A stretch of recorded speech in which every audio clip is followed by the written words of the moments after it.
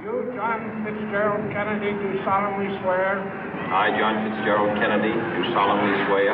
That you will faithfully execute the office of President of the United States. That I will faithfully execute the office of President of the United States. And will, to the best of your ability.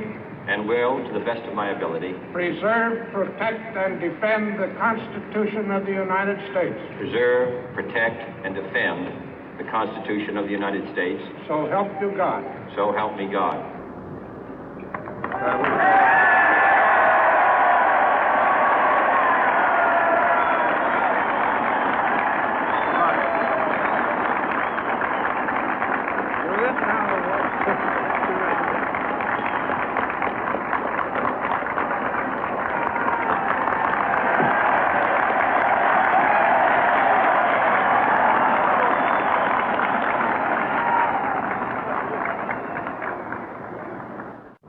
Vice President Johnson, Mr. Speaker, Mr. Chief Justice, President Eisenhower, Vice President Nixon, President Truman, Reverend clergy, fellow citizens.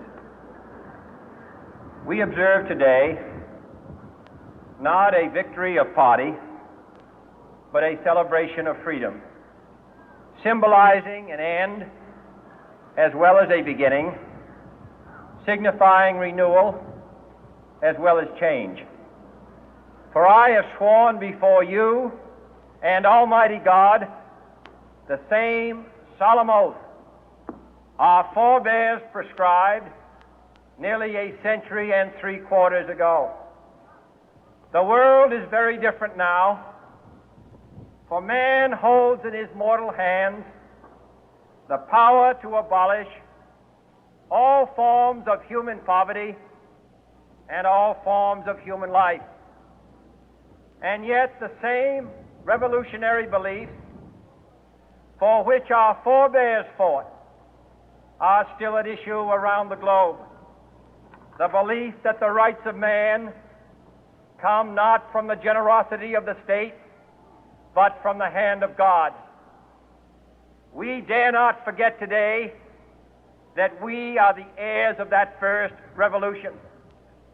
Let the word go forth from this time and place to friend and foe alike that the torch has been passed to a new generation of Americans born in this century, tempered by war, disciplined by a hard and bitter peace, proud of our ancient heritage, and unwilling to witness or permit the slow undoing of those human rights to which this nation has always been committed and to which we are committed today at home and around the world.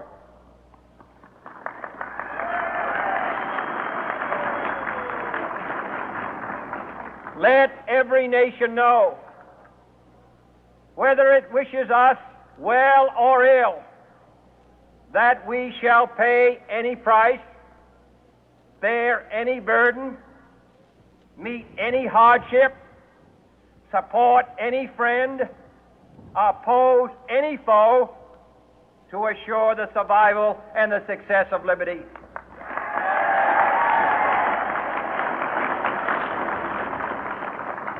This much we pledge and more. To those old allies whose cultural and spiritual origins we share, we pledge the loyalty of faithful friends. United, there is little we cannot do in a host of cooperative ventures. Divided, there is little we can do, for we dare not meet a powerful challenge at odds and split asunder. To those new states whom we welcome to the ranks of the free, we pledge our word that one form of colonial control shall not have passed away, merely to be replaced by a far more iron tyranny. We shall not always expect to find them supporting our view, but we shall always hope to find them strongly supporting their own freedom, and to remember that in the past, those who foolishly sought power by riding the back of the tiger ended up inside.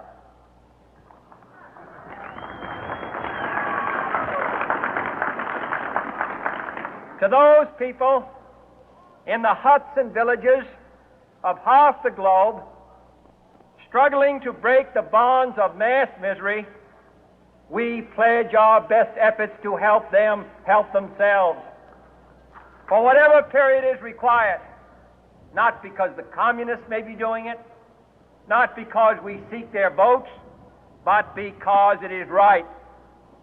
If a free society cannot help the many who are poor, it cannot save the few who are rich.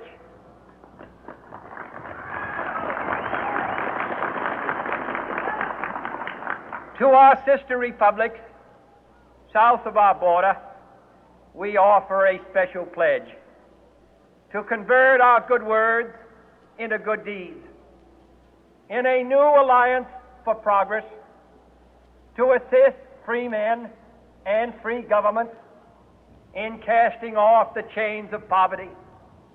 But this peaceful revolution of hope cannot become the prey of hostile powers.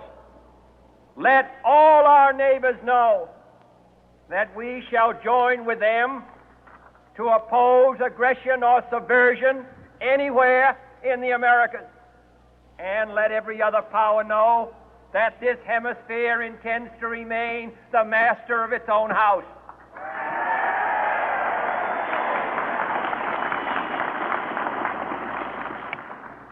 To that World Assembly of Sovereign States, the United Nations, our last best hope, in an age where the instruments of war have far outpaced the instruments of peace, we renew our pledge of support to prevent it from becoming merely a forum for invective, to strengthen its